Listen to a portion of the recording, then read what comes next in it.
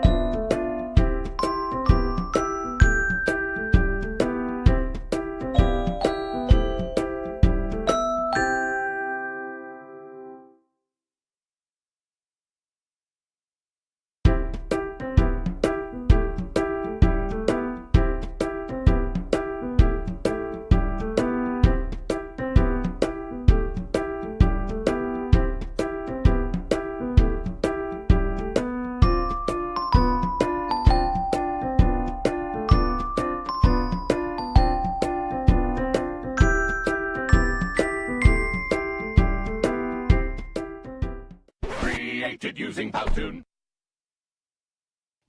This is Prometeo, the first clone foal from the adult cells as stated on the last slide.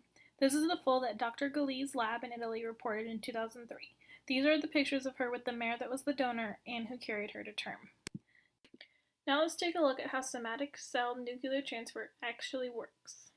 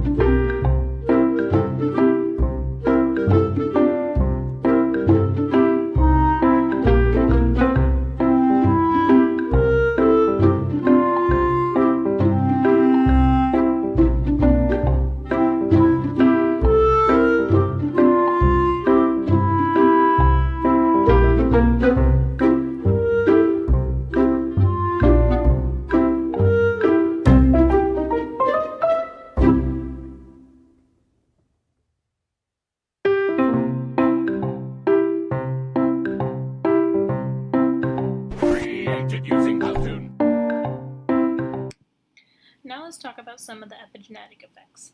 When using somatic cells to clone, there is a higher chance of losing the embryo. Also, when using somatic cells, there has been issues with placental formation. It could be caused possibly by the incomplete reprogramming of the somatic cell nucleus after being transferred to the recipient mare. This has also been found in sheep and cattle. Before the somatic cell is transferred to the oocyte, the genes that are important to a somatic cell are turned on, and many of the non-essential genes are turned off. Epigenetic effects continue. The epigenetic status of genes changes throughout the embryonic and fetal life as the embryo's requirements change. Changes also depend on the tissue that the cell resides in. One very important factor that goes into growing a clone to term is the environment during embryonic, fetal, and postnatal life stages. There are also many factors that can affect the foal's health, and these include, but are not limited to, the size and health of the uterus, difficulties at birth, milk production of the mare's behavior, and the foal's nutrition. Another clone example, this is Tamarillo, and he was a renowned eventing horse, and this is one of his clones, Tomatillo. So there is still a question of why don't all clones look the same? Well, there are still differences in the gene function that causes the clone to have a different phenotype from the donor. As you can see in these two photos, the clone may have more white marks than the original, or the donor. This is because cloning seems to have effects on white markings. The white markings are determined genetically, however the size and shape can be different. This is caused by migration patterns of the white pigment cells during development. For example, the donor could have only the coronet band white, while the clone could have white as high up as the knee. This is Scamper, a 10-time world champion barrel horse, and this is one of his clones, Clayton.